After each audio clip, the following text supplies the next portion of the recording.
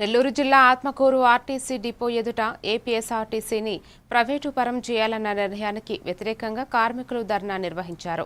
ఈ సందర్భంగా national Mazdoor union Nellore zonal అధ్యక్షులు పద్మారావు మాట్లాడుతూ గిన్నిస్ రికార్డు సాధించిన ఆర్టీసీని ప్రైవేటీకరణ చేయడం సరికాదని అన్నారు. కార్మికుల శ్రమతో నడుస్తున్న సంస్థను కాపాడాలని, అదనపు బస్సులు సిబ్బందిని ఏర్పాటు చేయాలని ఆయన డిమాండ్ చేశారు. గ్రామ బస్సుల స్థానంలో కొత్త బస్సులు ప్రవేశపెట్టాలి. గ్రామ బస్సుల స్థానంలో కొత్త బస్సులు ప్రవేశపెట్టాలి.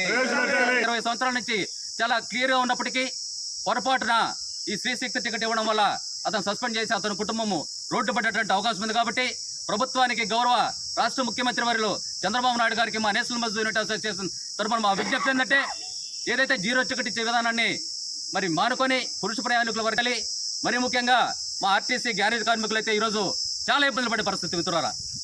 ఎందుకంటే స్క్రాప్ బస్సులు ఆ బస్సు తీసుకొచ్చి లోపల పెడితే వాటికి ఏ ఊడిపోయినా కూడా కొత్త రిపేర్ చిన్న వస్తువులు కూడా చేసే పరిస్థితులు లేవు. ఆ బస్సులు ఈ బస్సుకు ఆ బస్సుకు వాళ్ళు మారవలేక పాపం ఈ ఎండాకాలంలో చాలా ఇబ్బంది పడుతున్నారు.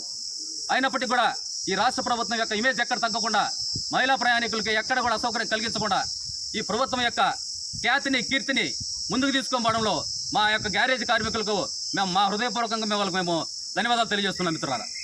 ఇకపోతే ఈ డిపోలో ఒక 3 అంశాలు తీవ్రంగా ఖండిస్తున్నాము. ఈ విషయంలో భవిష్యత్తులో మేము ఖచ్చితంగా ఆందోళన కార్యక్రమం తీవ్రతరం చేస్తాము.